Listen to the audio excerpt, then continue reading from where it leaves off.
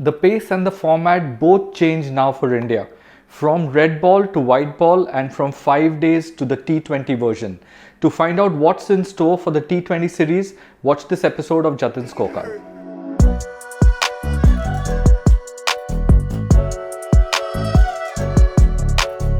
Let's talk about two distinct points of difference from the Test series to the T20 series.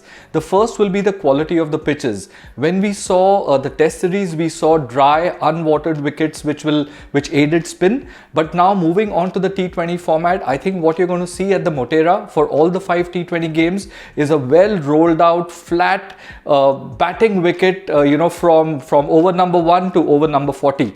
Because I think that's what will get the fans excited and interested. And that's the essence of T20 cricket, which is good batting wickets, which will allow a lot of runs to be scored. The second point of difference is the team composition for India and England.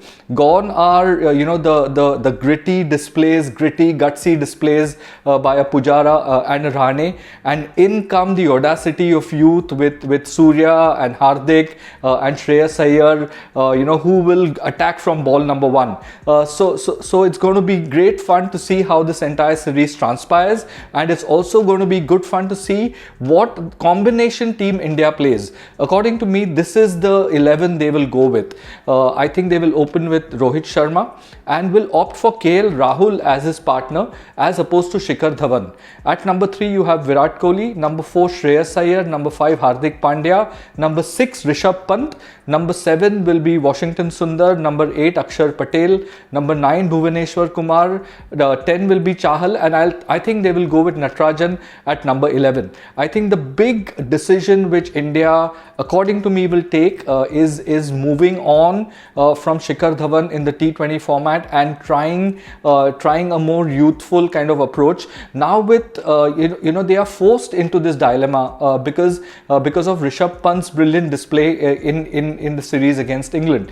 Who is going to drop him when he is in such tremendous form? And I think that will necessitate that KL Rahul and Rishabh Pant both play together, and that unfortunately leaves Shikhar Dhawan out of the 11. That's my 11. I think they might also say that, hey, let's give Shikhar a couple of games at the top of the series and then let's see how it goes. But essentially, if you look at my 11 plus Shikhar Dhawan, I think that's the 12 which will be doing the rounds within the Indian team setup. Another big advantage for India going into this T20 series is that for the first time in a long time, they go into a test match with 6 bowling options.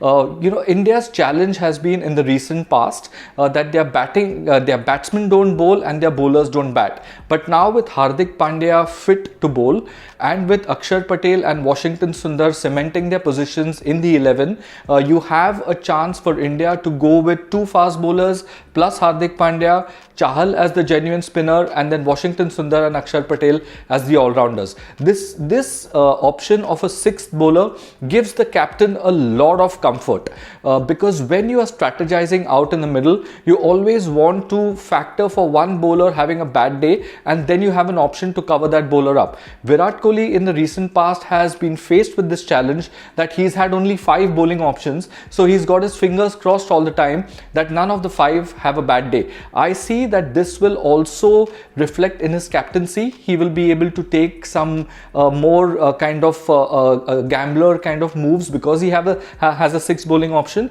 and I think you will see a little bit of rotation and shuffling in the batting order as well.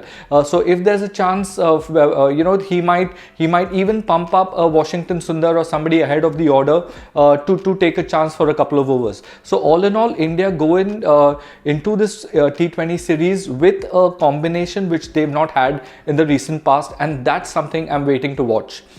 England, on the other hand, have a really strong side as well. Looking forward to seeing David Malan and Jason Roy bat. I think both of them are fantastic stroke players. The pitches are going to be flat. The outfields are going to be fast. So I think this is going to be a series of high totals. But I think India have their noses slightly in the front, obviously because of the result in the Test series, but also because their spinners are brimming with confidence. So Washington Sundar and Akshar Patel both are brimming with confidence. Chahal's been bowling well as well. So I think India have their noses slightly in front. Keep your thoughts and your comments coming using the hashtag AskJatin on my Twitter account, and I'll be happy to get back to you. I'll be with you before the start of the second T20 and then onwards before the start of every T20 and every ODI in the white ball series. Thanks for watching.